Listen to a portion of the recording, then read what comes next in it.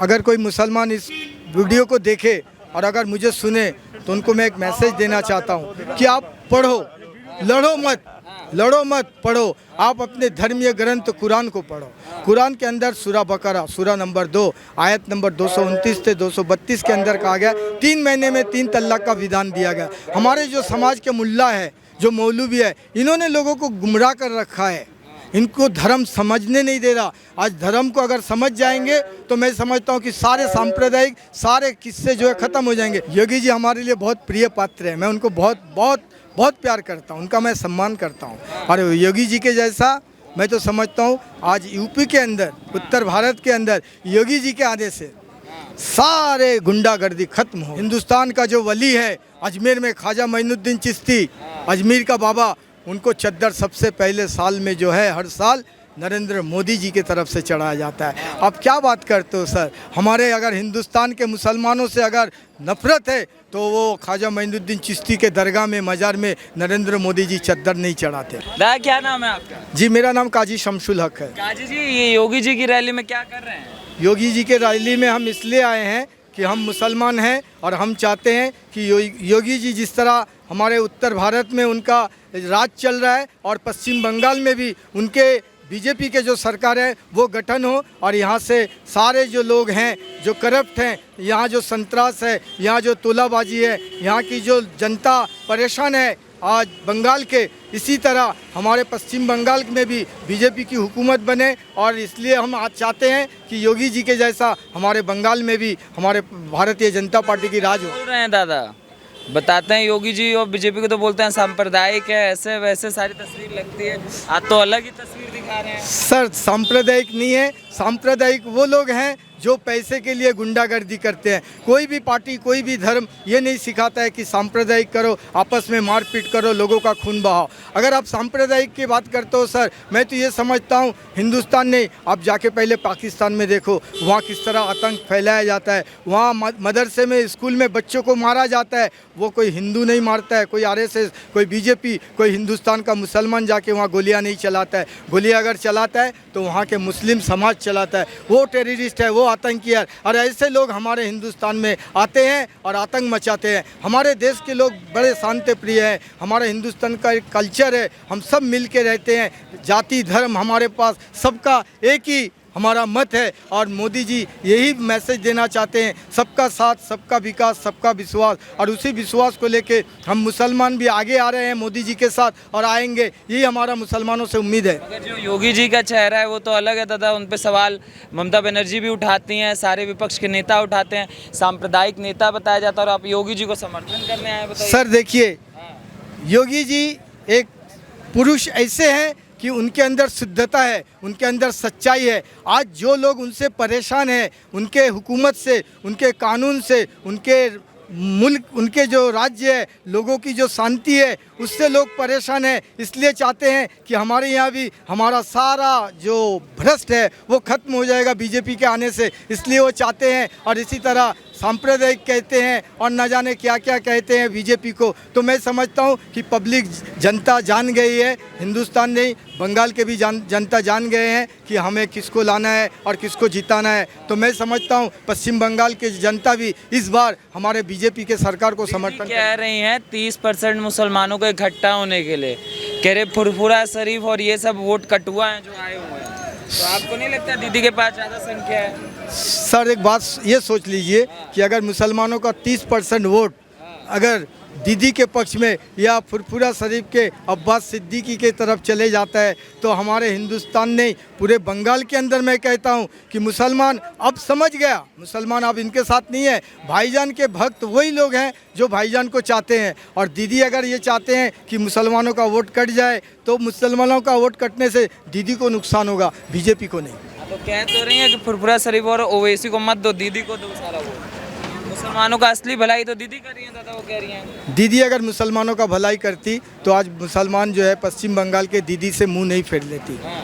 फेर रहे हैं, फेर रहे हैं। हाँ फेर रहे हैं। ऐसा क्या कर रहे हैं? इसलिए कि दीदी ने जो एक वचन दिया था कि मैं बंगाल के मुसलमानों के लिए बहुत सारा कुछ कर दूंगा, वैसा कुछ नहीं किया सर। और हमारे केंद्र सरकार से जो पैकेज आने वाला था, केंद्र सरकार से जो मिलना था हमारे संप्रदाय को और किसानों को, ये सारा दीदी ने जो है बिल्कुल नकार दिया। और हिंदुस्तान पश्चिम बंगाल के अंदर वो सारे पैकेज नहीं आने से बंगाल के पब्लिक किसान सब परेशान है। दीदी कह तो रही हैं, इतना लड़ तो रही हैं, दादा कह रहे हैं सीए और एनआरसी नहीं आने देंगे, तो मुसलमानों के लिए तो कर रही हैं। सर सीए एनआरसी ये सब उन मुसलमानों के लिए है जो बाहर से आए हैं, बांग्लादेश पाकिस्तान से आके हमारे देश के अंदर आतंक मचाते हैं। हमारा देश का कानून यही चाहता है कि उन लोगों को हम हिंदुस्तान से बाहर निकालें और हिंदुस्तान के मुसलमानों के अंदर शांति सभ्यता वापस आए। और हिंदुस्तान के मुसलमान, अगर आप एक बात सोचो सर, एकदम जनरली, अगर बीजेपी अगर मुसलमानों को बाहर निकलना चाहते हैं तो फिर मुसलमानों का वोट इनको नहीं चाहिए था। लेकिन ऐसा तो नहीं है, बीजेपी ऐसा नहीं कहता है। बीजेपी कहता है सबका साथ, सबका विकास, सबका विश्वास। तो इसके अंदर मुसलमान भी आ गए ना सर। इसमें मुसलमानों को ये सोचना चाहिए, मुसलमानों को ये सोचना चाहिए कि बीजेपी हमारे अच्छे के लिए कर रहे हैं, जो कुछ भी कर रहे हैं, और बीजेपी हमारे लिए बुरा नहीं चाहते हैं। तो दीदी क्यों रोक रही हैं सीए एनआरसी? दीदी किसकी अच्छाई चाहती है? दीदी अगर इसके लिए अगर दीदी सोचती है कि सीए एनआरसी को रोक देंगे तो वो वोट बैंक जो है उनका चले जाएगा, इसलिए इस तरह का बात कर रही है। मुसलमानों का वोट बैंक, मुसलमानों का मुसलमान कर रही है। लेकिन दीदी को समझना चाहिए, दीदी पढ़ी लिखी है, हम तो जाहिल है, हम तो उनके सामने कुछ भी नहीं है, जीरो है। उनको सोचना चाहिए कि अगर हिंदुस्तान में पश्चिम बंगाल का अगर कल्याण करना है तो हमें बीजेपी सरकार को गठन करना है, लाना पड़ेगा। और इसमें मैं चाहता हूँ कि पश्चिम बंगाल की लड़ाई है दादा। इसमें मैं चाहता हूँ कि दीदी भी सहयोगिता करे, पश्चिम बंगाल के लोगों के लिए दीदी सोचे। और दीदी अगर सोचती है कि पश्चिम बंगाल के लोगों का कल्याण हो तो हम चाहते हैं कि बीजेपी सरकार बने। बार बार ये जो आप बता रहे हैं सर, ये जो आप चेहरा दिखाने की कोशिश कर रहे हैं, एक समाज है जो बार बार आपका समाज जो है इसको लेकर खिलाफ खड़ा होता है। और हमेशा से बीजेपी पे आरोप लगता रहा है कि जो पार्टी है सांप्रदायिक है। चाहे जब 3 तलाक वाला मुद्दा हो तब आप देखिए किस तरीके की स्थिति। तो आपको नहीं लगता कि 3 तलाक बिल लाया गया ये गलत है? सर 3 तलाक का जो बिल है, अगर कोई मुसलमान इस वीडियो को देखे और अगर मुझे सुने तो उनको मैं एक मैसेज देना चाहता हूँ कि आप पढ़ो, लड़ो मत, लड़ो मत, पढ़ो। आप अपने धर्मीय ग्रंथ कुरान को पढ़ो। कुरान के अंदर सूरा बकरा सूरा नंबर 2 आयत नंबर 229 से 232 के अंदर कहा गया 3 महीने में 3 तलाक का विधान दिया गया। हमारे जो समाज के मुल्ला है, जो मौलवी है, इन्होंने लोगों को गुमराह कर रखा है, इनको धर्म समझने नहीं दे रहा। आज धर्म को अगर समझ जाएंगे तो मैं समझता हूँ कि सारे सांप्रदायिक सारे किस्से जो है ख़त्म हो जाएंगे। मैंने एक किताब पढ़ा था इंडिया टुडे में, मुंशी प्रेमचंद जी का।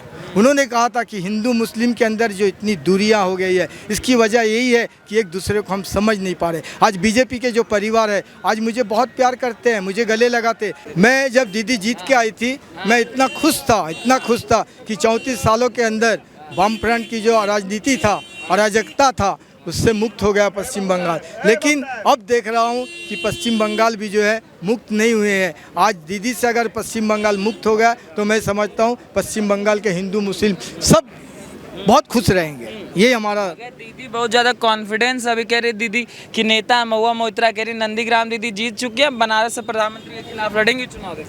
दीदी अगर ये सोचती है कि जीत चुकी है तो दीदी का भ्रम है, दीदी का भ्रम है। क्योंकि दीदी को पता है कि नंदीग्राम के जो मुसलमान हैं वो भी उनको वोट नहीं डाले हैं और हिंदू हमारे भाई हैं वो भी उनके साथ नहीं है। वो बस एक ख्याली पुलाव पका रहे हैं। पुलाव पका रहे हैं जी। महुआ मोइत्रा कह रही प्रधानमंत्री अपनी सीट बचाइए, आ रही हैं दीदी बनारस आ रही है दीदी। अब दीदी बंगाल के अंदर रह के अगर अपना कुर्सी नहीं संभाल पा रही है, बनारस में जाके क्या, हाँ बनारस जाए, मंदिर का दर्शन करके आए, पूजा पाठ करके आए, मैं उनसे यही विनती करूँगा। आजकल कर नहीं, आप लोग एक्सेप्ट तो कर नहीं रहे। कौन नहीं कर रहा? पूजा कर तो रही हैं दीदी, पूजा कर रहे हैं, अब कर रहे हैं ना, इससे पहले कहाँ कर रही थी सर? इससे पहले तो आप लोगों के साथ कर रही थी। अरे हमारे साथ कर रही थी। पढ़ती थी ना दादा। सुनिए सर, एक बात बोलूँ, दीदी अगर सबका साथ, सबका विकास, सबका विश्वास, अगर ये नीति लेकर चलते तो आज पश्चिम बंगाल में उनका ये हाल नहीं होता। उन्होंने गया कहाँ?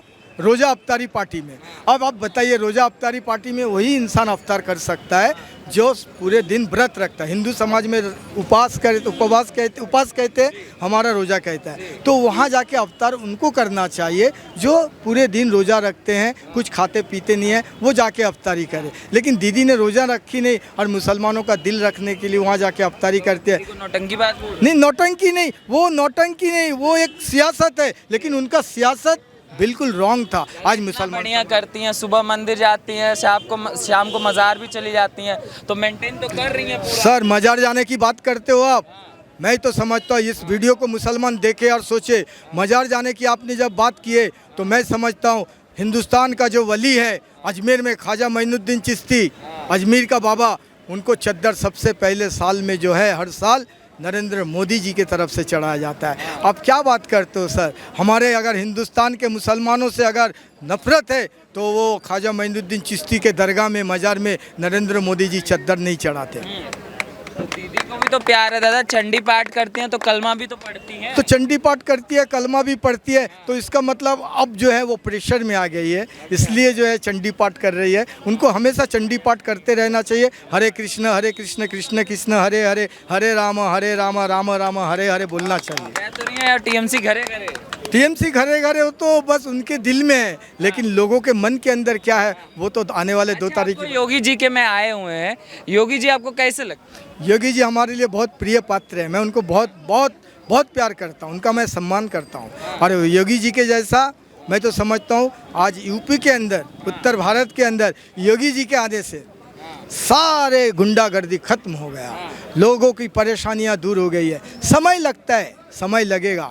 ये तो हिंदुस्तान आज़ाद होकर 75 साल हो गया सर, आज का हिंदुस्तान नहीं है। और हिंदुस्तान को अगर बांटा है तो वो कांग्रेस ने बांटा है। इस बंटवारे में हिंदुस्तान के जो रहने वाले मुसलमान हैं उनको नुकसान हुआ है, क्योंकि अगर वो साथ रहते, हम सब मिल के रहते, हिंदू मुस्लिम सब एक साथ रहते, हमारे देश में बहुत तरक्की होता। लेकिन हिंदुस्तान को बांटने वाला ये कांग्रेस ही था।